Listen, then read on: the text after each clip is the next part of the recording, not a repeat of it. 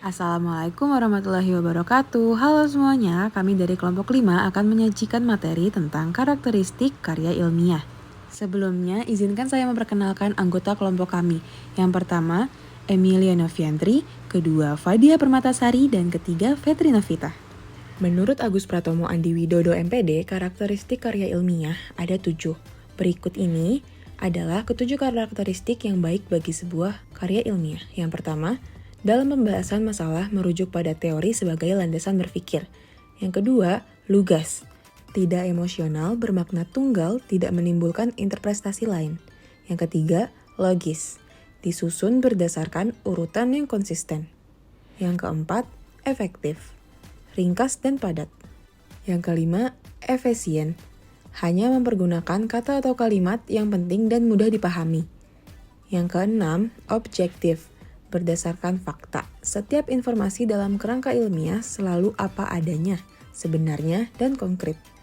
Dan yang terakhir, sistematis, baik penulisan dan pembahasan sesuai dengan prosedur dan sistem yang berlaku.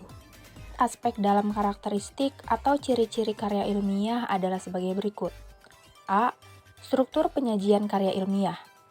Secara garis besar, struktur penyajian sebuah karya ilmiah terdiri atas bagian pendahuluan, inti, dan penutup. Pendahuluan. Pendahuluan dapat berupa latar belakang yang menggambarkan pentingnya topik yang akan dibahas, tujuan penulisan, dan mungkin juga ruang lingkup penulisan. Luas cakupan bagian pendahuluan ini bervariasi, sesuai dengan jenis karya ilmiah yang ditulis. Ada bagian pendahuluan yang hanya terdiri dari 1 atau 2 paragraf, ada pula yang terdiri dari 1 bab yang dibagi-bagi lagi menjadi subtopik. Bagian inti. Bagian inti yaitu penulis memaparkan proses kajian atau penelitian yang dia lakukan, hasil kajian atau hasil penelitian yang akan diungkapkan, serta pembahasan mengenai hasil penelitian tersebut. Termasuk berbagai teori yang digunakan sebagai rujukan dalam melakukan kajian serta dalam memberikan argumentasi untuk mempertahankan pendapatnya. Bagi pembaca, bagian ini merupakan bagian yang paling penting untuk mengetahui secara terperinci proses pemikiran yang ingin dituangkan oleh penulis atau untuk mengungkapkan secara lengkap gagasan yang ingin disampaikan. Bagian penutup merupakan bagian akhir dari sebuah tulisan. Sebuah karya ilmiah biasanya ditutup dengan simpulan dan harapan atau rekomendasi atau tindak lanjut. Semua ini merupakan simpulan kajian penulis terhadap topik atau masalah yang disajikannya, serta tindak lanjut yang diharapkan terjadi berdasarkan simpulan tersebut. B. Komponen dan substansi karya ilmiah. Komponen karya ilmiah bervariasi sesuai dengan jenisnya. Namun, semua karya ilmiah mengandung pendahuluan, bagian inti, penutup, dan daftar pustaka. Karya ilmiah yang berupa artikel ilmiah menuntut adanya abstrak. Karya ilmiah berupa skripsi, tesis, dan disertasi dapat dilengkapi dengan beberapa komponen lain, seperti abstrak, daftar gambar dan tabel, ucapan terima kasih atau kata pengantar, dan tentu saja daftar pustaka dan lampiran. Oleh karena substansi atau materi bahasan karya ilmiah dapat mencakup segala bidang, maka substansi karya ilmiah pada umumnya dikelompokkan sesuai dengan disiplin ilmu. Selanjutnya, C. Sikap penulis dalam karya ilmiah. Salah satu ciri karya ilmiah adalah bersifat objektif.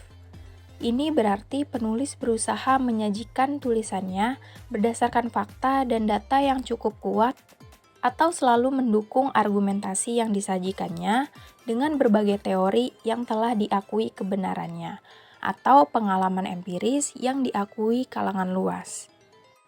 Lalu, penulis karya ilmiah harus mampu mengendalikan diri.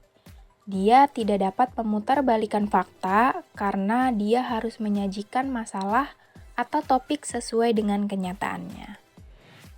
D. Penggunaan bahasa. Bahasa yang digunakan dalam karya ilmiah adalah ragam bahasa tulis baku.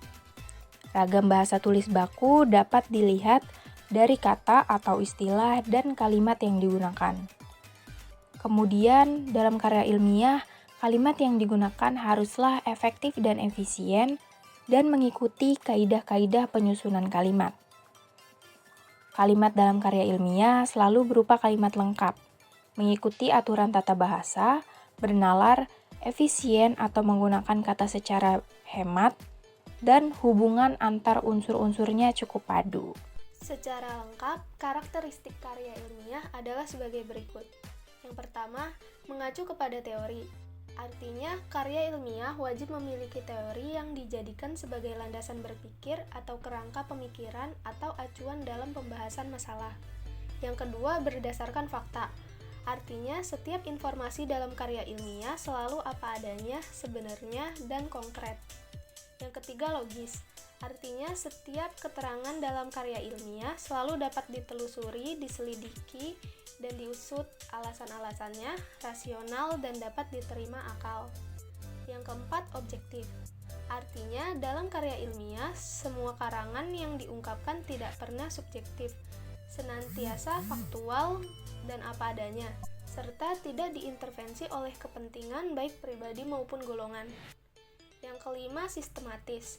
Baik penulisan atau penyajian maupun pembahasan dalam karya ilmiah disajikan secara rutin, teratur, kronologis, sesuai dengan prosedur dan sistem yang berlaku, terurut, dan tertib.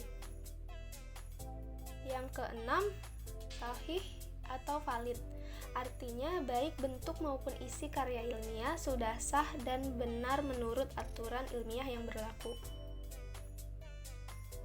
Yang ketujuh, jelas. Artinya, setiap informasi dalam karya ilmiah diungkapkan sejernih-jernihnya, gamblang, dan sejelas-jelasnya, sehingga tidak menimbulkan pertanyaan dan keraguan dalam benak pembaca. Yang ke-8, seksama. Baik penyajian maupun pembahasan dalam karya ilmiah dilakukan secara cermat, teliti, dan penuh kehati-hatian agar tidak mengandung kesalahan betapapun kecilnya. 9. Tuntas. Pembahasan dalam karya ilmiah harus sampai ke akar-akarnya. Agar tuntas, pokok masalah harus dibahasi, tidak boleh terlalu luas. 10. Bahasa baku. Bahasa dalam karya ilmiah harus baku. Artinya harus sesuai dengan bahasa yang dijadikan tolak ukur atau standar bagi betul atau tidaknya penggunaan bahasa. Yang terakhir, penulisan sesuai dengan aturan standar, baik nasional ataupun internasional. Akan tetapi, tata cara penulisan laporan yang berlaku di lembaga tempat penulis bernaung harus tetap diperhatikan.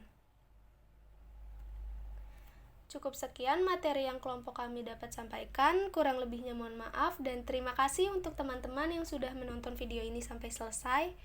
Apabila ada yang ingin ditanyakan, bisa langsung diketikkan di kolom komentar ya. Kami dari kelompok 5 pamit undur diri. Wassalamualaikum warahmatullahi wabarakatuh.